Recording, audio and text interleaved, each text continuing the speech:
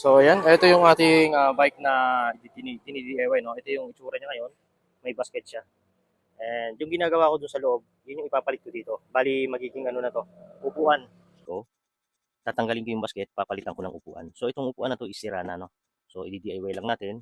Then, pumutol ako ng dalawang bakal na kung saan doon ako mag-welding sa ilalim. And then, i-attach ko na doon sa likod ng bike.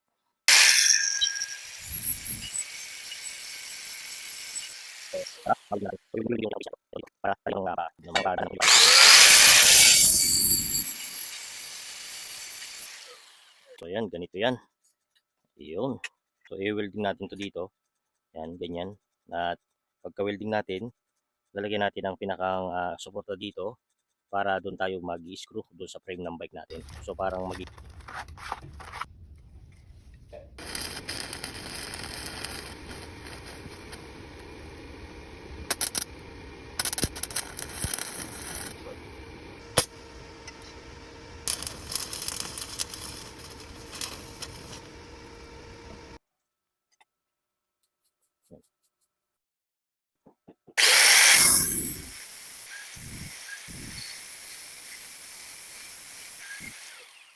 So, yung pinakang upuan natin, sira na yun. So, papalitan na lang natin ng kahoy. Ito yung gagamitin ko.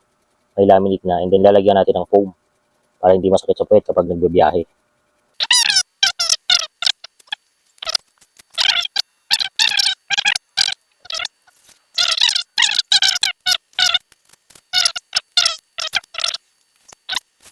Pakita ko sa inyo. Ayan yung upuan natin. Wala ng cover. So, bali, ganito mangyayari niyan. Ito yung magiging upuan niya. So, lalagyan natin ito ng cover and then foam na siya. So, hindi masakit sa puwet.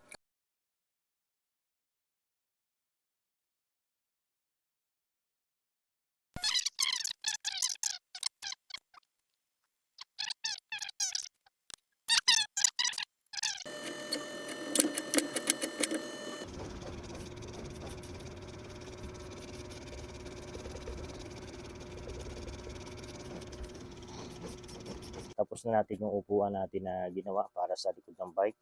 At ipakita ko sa inyo yung design natin, no? Ordinaryong upuan lang to, no? Sira, pero nagamit natin. Bali, gumawa nga pala ako ng panibagong upuan, ginawa nating foam. And then yung pinakang upuan niya, yung pinakang sapin, foam na siya at nabubuksan yan. Ayan. Ang purpose niyan, bakit nabubuksan? Kasi may basket yan sa ilalim. So, ayan, ito, pakita ko sa inyo. So, ayan, ganito yan. Ito yung basket natin na ginawa. Pinalit din natin yan. So, hindi ko na nabidyohan kung paano ko ito pinalit, pero binawasan ko yan. Malapad yan eh. Ayan. So, para hindi na siya kumuha dito, ito na lang iangat niya, yung upuan. So, dito na siya maglalagay ng mga gamit niya. And then, lalapat niya, dito na siya upo. So, ayan. So, tara, ikabit natin yung ating bagong upuan na ginawa dun sa labas. So, ayan. Ito na nga pala yung ating 3 wheels, no? Ginabi na tayo. Pero maliwanag pa naman. Ito yung ginawa natin na DIY na upuan. Yung nakita nyo na sira. Pero ayan ang itsura niya ngayon. So, pinalitan natin yung basket dito sa likod at nilagyan natin ng upuan. So, bali, pwede na siyang angkasan at pwede na rin ng isang driver. So, dalawa na pwede. Ayan siya. And then yung basket nga pala, niliitan ko. Ito yung basket niya dati. Binawasan ko ng kalahati para pahabaan lagay na ganun. Ayan o.